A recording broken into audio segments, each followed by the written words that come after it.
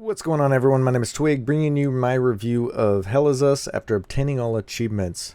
I knocked this one out last night just in time for release day. I took advantage of the Deluxe Edition 72 hours early access in order to 100% this one before Silksong and Indiana Jones's new DLC drops today. This is our 658th perfect game on Steam, and if you do game on PC, feel free to add me on there or join the curator group as well. If this game has kind of flown under your radar, you'll definitely want to at least check this game out. It is a third-person, single-player adventure game with a heavy emphasis on puzzle solving and with a little bit of RPG Souls-light elements mixed in too. This is technically in that AA game development range in my opinion, with a fair $50 price tag. This one took me roughly just over 20 hours to 100%, and I'd probably give this game a 3 or 4 out of 10 difficulty in terms of the Platinum Journey. I didn't take advantage of the demo that they put out before release because I just didn't have time, and I did want to mention that progress does not transfer over to the full game. With that said, I went into this one almost completely blind. I've seen a trailer or two, and that's pretty much it. I didn't really know what to expect, but I know that I'm really glad I decided to fit this game into my schedule because it was a fun and refreshing game. The devs have marketed Hell Is Us as a semi-open world that pushes exploration and adventure in a hostile world. They've also marketed the game as pretty much not holding your hand, with no map, no guide, and a world for you to traverse and figure out your path. I quickly came to realize just how puzzle heavy the game is, and for someone who plays a ton of puzzle games, this was a welcome realization. I wouldn't say Hell Is Us is a hardcore puzzle game or anything, it's just there are a lot of puzzles and quests that require you to take your own notes in order for you to solve or progress. There are no quest markers. There isn't a HUD showing you where to go. You have to read descriptions and pretty much just listen to NPCs talk to decide where to go off to next. You do have a tablet in-game that you store information in, which does help with telling you where you've been, who you've come into contact with, details about what they've said, that sort of thing, as well as items that you've picked up and quests that you've started. For the first half of the game, there were no guides or anything available online, so piecing quest items together and figuring out where locations are was tough but rewarding. I created my own Excel file just to be able to look over at when I came across an item that someone might have said that they needed. The story is vague and dark and just really cool. I'm not going to spoil anything, but basically you take the role of a soldier named Remy who fights against these supernatural beings named Hollow Walkers. Guns don't damage them, so you'll have to use these special weapons created from a special material, and you get the option to use different ones. Swords, polearms, which was my favorite, axes, and great swords. The game starts off with you being interrogated about your past by this strange figure with a really cool voice, and all voice actors killed it, I have to say. You get a drone, which you can upgrade with different modules to do different things, like boost you across the map. I guess the Souls-like elements would be that it's a third-person game with lock-on style combat, where you manage both health and stamina. The unique thing is that your stamina is limited to how much health that you have at any given moment. As you play, you'll find and equip different relics that give your character different buffs, and the same with defensive gear. Picking and choosing these can really change up your build, but once I found ones that restore life and stamina on successful hits, kind of like a life leech build, I stuck with that pretty much the entire game because it was just too good. Your main mission is to search and find clues to locate your parents, which is kind of tough with no map or waypoints. You do get a map item for one area later in the game, but there isn't an overall map that you can use. Each area is basically burned into my mind after 100%ing it though.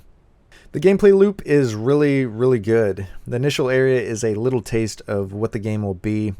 They introduce you to combat, which as a whole is kind of a little mid, but it's good enough to not hinder the gameplay experience in my opinion.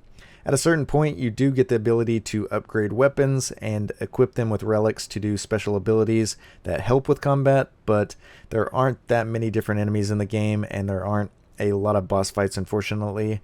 Although, I just hope this game does good enough so the studio can expand even further on their next project, because there are a lot of awesome things that I think they did right. When we talk about difficulty, you kind of have to split the game into two parts: the puzzles and clues, and then the combat. The combat difficulty can be selected between lenient, which is like easy, balanced, which is like medium, and then merciless, which is like hard. The puzzles and game progression can't be turned down because that's just how the game is, so I think I would have just liked one combat difficulty to kind of match that. Either way, you can make some pretty OP builds in this game that stun lock and devour enemies no problem, and if you're going for the 100%, you can pick any of the difficulties that you want to play on, and it can be adjusted anytime in game also. Figuring out the puzzles and piecing hints together was probably my favorite part of the game, although it was super stressful worrying about locking myself out of certain side quests by progressing too far too fast. There are a ton of missables and things to keep up with. Quests are called good deeds in this, and you also have mysteries as well, which are basically mini puzzles spread throughout the entire game. You may not find a key till the end of the game that you needed for a box you came across in Act 1, which is kind of crazy and cool at the same time. By the way, the game is split into 3 acts, and as you progress to certain points, you'll get these cutscenes that reveal a little more about what's going on. I would say the tone and mystery of the game's story kept me interested even until now. A part of the game that I just love is exploring the world, finding items, and piecing things together. You'll come across these relics that you'll need to research in order to find a code for a secret vault that gives killer weapons and loot. The world isn't completely open. Early on you'll gain access to your APC, which is this utility vehicle that will take you to different parts of Hadia. Each stop has its own map, and some of these are more open than others, but for the most part there is only one way for you to progress. You just have to find it. Overall, I'd say this achievement journey was fun, but stressful. There are quite a few achievements that are missable, most notably being the Good Deed quest and making sure you talk to every NPC for the Lend an Ear achievement. You can lock yourself out of some of the weapon upgrade achievements if you recklessly spend your materials, but I didn't have a problem with any of those. And since a lot of the rewards that you get from completing good deeds are relics, which in turn have an achievement tied to them, are also missable. At certain points in the story, if quests aren't completed, people either die or disappear, so just be mindful of that and keep tabs on everyone. They show up in your log in the order that you can usually either start or complete them, but following a guide makes this super easy. There's achievements tied to completing acts, of course, and defeating enemies. After you beat the game, you can load your previous save to clean up any mysteries or do any research that you have left, which is what I did. A fun collectible achievement is tied to wearing all the baseball caps in the game, which awards you with Passion for Fashion. The rarest and last achievement you'll probably complete is Legend of the Foal, which is unlocked for closing all time loops and defeating all remaining entities. This took me an extra couple hours to track down after beating the game. When you're in your vehicle, you can go to the destinations menu to select where you want to go, and if the place has a green clear marker, the areas have been completely cleared of enemies. This will all make sense by the time you're done with the game, but I suggest doing this as you close time loops to prevent as much backtracking as possible, so I'm happy to have that done. If you're looking for a cool, fun game to play that doesn't overstay its welcome, Hell Is Us might just be right for you. It won't be for everyone though.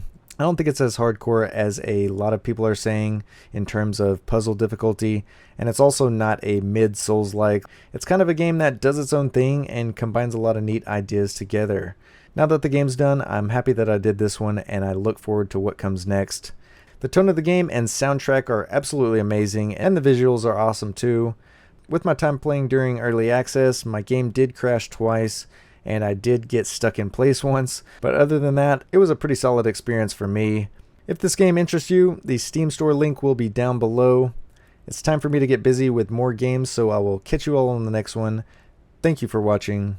Peace.